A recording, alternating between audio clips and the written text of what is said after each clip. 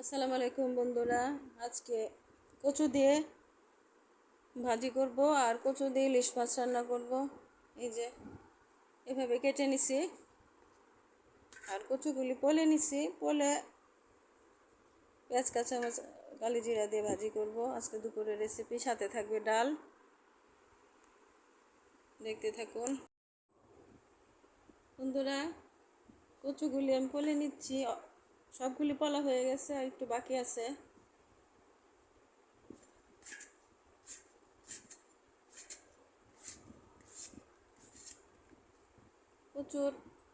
কচু দিয়ে বড়া খাওয়া যায়, কচু দিয়ে ভাজি খাওয়া যায়, কচুর তরকারি ইলিশ মাছ দিয়ে রান্না করলে আরও বেশি ভালো লাগে।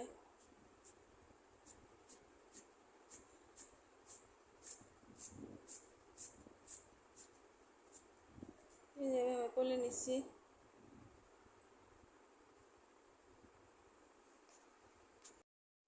বন্ধুরা, কচুগুলো একটু লবণ দিয়ে আমি কেসলায় কিছুক্ষণ রেখে দিব, তাহলে এর থেকে যে রসগুলি বের হবে, এই রস বের হওয়ার কারণে কচু আর গলায় ধরবে না। অনেকে আবার একটু ভাপ দিয়ে নেয়, মানে হালকা সিদ্ধ করে নেয়। আমি মাঝে মাঝে তাই করি, আজকে আর এইভাবে করবো না। আজকে লবণ দিয়ে কতক্ষণ রেখে দেব, পানিটা বের হয়ে আসবে, তারপর ভেজে নেব কালো জিরে দিয়ে, পেঁয়াজ রসুন দিয়ে যা যা লাগে উপকরণ। এভাবে করলে আমরা আবার মাঝে মাঝে বড়াও খাই চাউলের গুঁড়ি দিয়ে, ভালোই লাগে খেতে। অবশ্যই কচুগুলি গলায় ধরে না, সাদা কচু। আস্তে আস্তে পানিটা বের হয়ে কচুগুলি নরম হয়ে যখন আসবে, তখন পানি থেকে উঠিয়ে এখান থেকে উঠিয়ে ধুয়ে নেব, রেখে দিই ঢেকে। বন্ধুরা, এই চুলায় এই কচু দিয়ে আবার ইলিশ মাছ দিয়ে রান্না করব।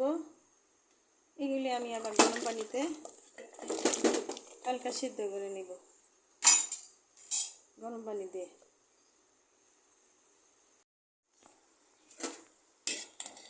বন্ধুরা, কচু সিদ্ধ হয়ে গেছে, মানে অর্ধেক সিদ্ধ করছি আর কি। এখন তরকারি রান্না করব।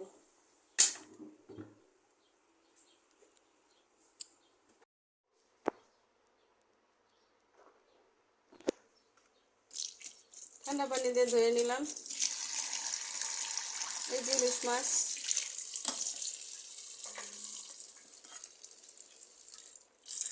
এগুলি দিয়ে রান্না করব।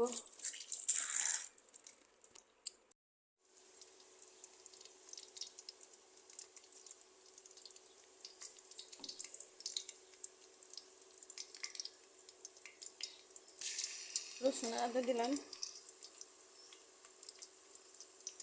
পেঁয়াজ দিয়ে দিলাম,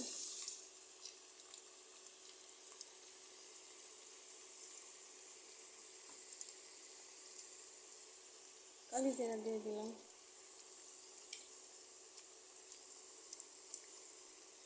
লবণ,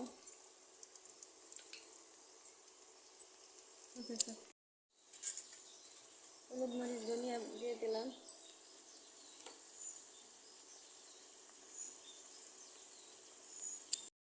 মশলাটা কষানো হয়ে গেছে বন্ধুরা, মাছ দিয়ে দিই।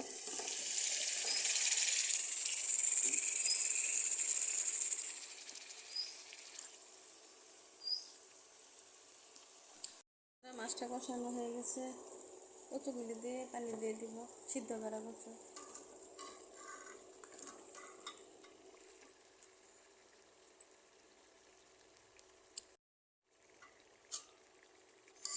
পাতিলগুলি শুধু নাড়াচাড়া করা যায় না, লড়ে। ওই তো ওইসব ননস্টিকের পাতিলের দরকার। পাতিলগুলি আছে কয়েকটা, আনতে হবে কিনে আবার। এই কড়াইগুলি শুধু লড়ে। বন্ধুরা, জল দিয়ে দিই হালকা।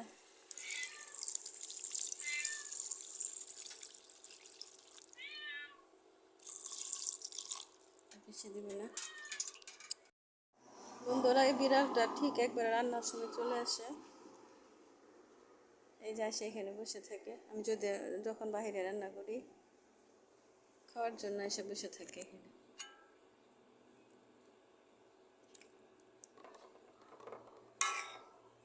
ডিম দিয়ে দিছি, এখন ঢেকে দিব, আস্তে আস্তে হতে থাক। ইলিশ মাছ দিয়ে কচু রান্না। বন্ধুরা দেখো কচুর তরকারি প্রায় হয়ে এসেছে।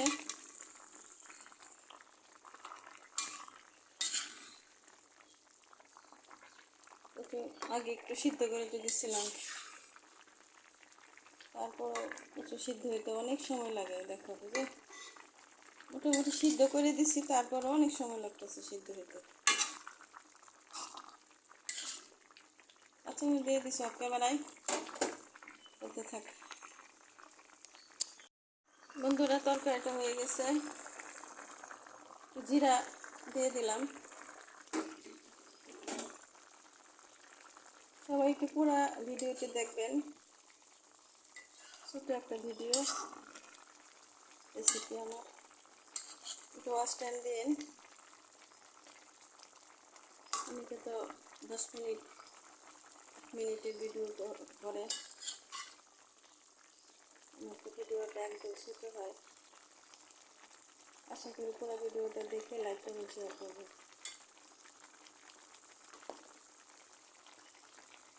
সিদ্ধ হয়ে গেছে প্রায়, এখন নামিয়ে নিই। আসসালামু আলাইকুম বন্ধুরা, সবাই ভালো থাকবেন, সুস্থ থাকবেন। হয়ে গেছে আমার।